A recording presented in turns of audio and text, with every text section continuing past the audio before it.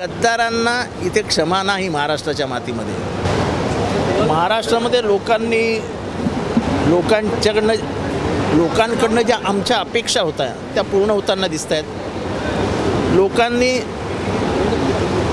जे सरकार आहे त्या सरकारच्या भूमिकेमुळे जी महागाई वाढली, जी बेरोजगारी वाढली, महिलांच्यावरचे अत्याचार वाढले, देशाची आर्थिक परिस्थिती खालावली, विविध निर्देशांकांमध्ये देश मागे गेला आणि देशाची एकंदरीतच नाचक्की झाली।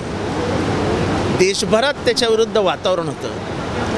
त्याच्यामुळे देशभरातनं आता उत्तर प्रदेशचंच उदाहरण घ्या, हा BJPचा बालेकिल्ला समजला जातो। अखिलेश यादव आणि राहुल गांधींनी मिळून उद्ध्वस्त करून टाकला। महाराष्ट्र घ्या, त्यांचं राज्य होतं, 45 पारचा नारा होता,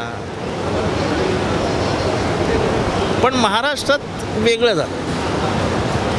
महाराष्ट्रातली ह्यांची दादागिरी, ह्यांचा पोलिसांचा वापर, प्रशासनाचा वेगळ्या पद्धतीने उपयोग करून घेणं, जे कधीच महाराष्ट्राने 70 वर्षात अनुभवलं नव्हतं ते ह्या 2.5-3 वर्षात अनुभवलं। त्याच्यामुळे लोकांना एक प्रकारचा चीड निर्माण झाली राजकारणाबद्दल। आमच्याबद्दल पण चीड निर्माण झाली, कसं राजकारण करतात गलिच्छ घाणेरडे। कारण का महाराष्ट्राच्या लोकसंस्कृतीमध्ये गद्दारी बसत नाही। शिवाजी महाराजांशी ज्यांनी गद्दारी केली होती, सूर्याजी पिसाळ, खंडोजी खोपडे, त्यांना आजही महाराष्ट्र विसरलेला नाही। त्यामुळे गद्दारांना इथे क्षमा नाही महाराष्ट्राच्या मातीमध्ये। ही माती नेहमी निष्ठेची माती आहे। जो निष्ठावान आहे त्यालाच मत मिळते। तेव्हा महाराष्ट्रामध्ये 30, देशामध्ये नरेंद्र मोदी 240,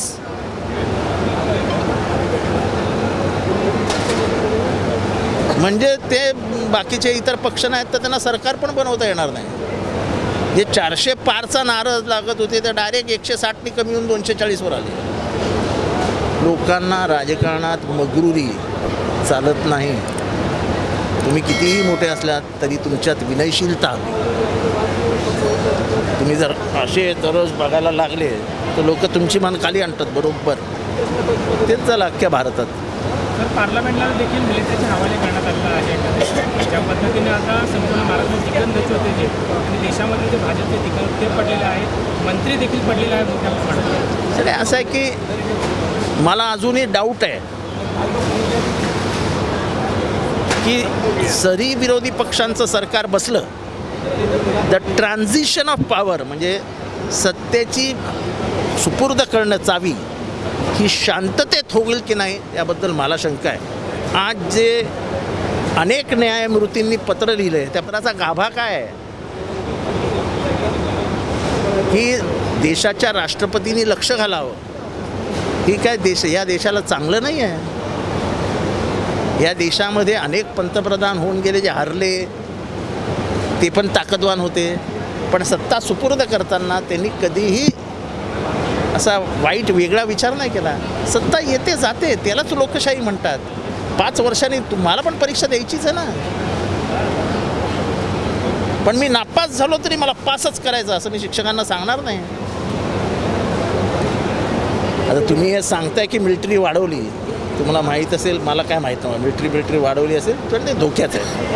महाराष्ट्राच्या जनतेला कशा प्रकारे आभार व्यक्त करण्याच्या आम्ही नतमस्तक होऊन आभार मानतोय महाराष्ट्राच्या जनतेने की जनतेने न्याय दिला।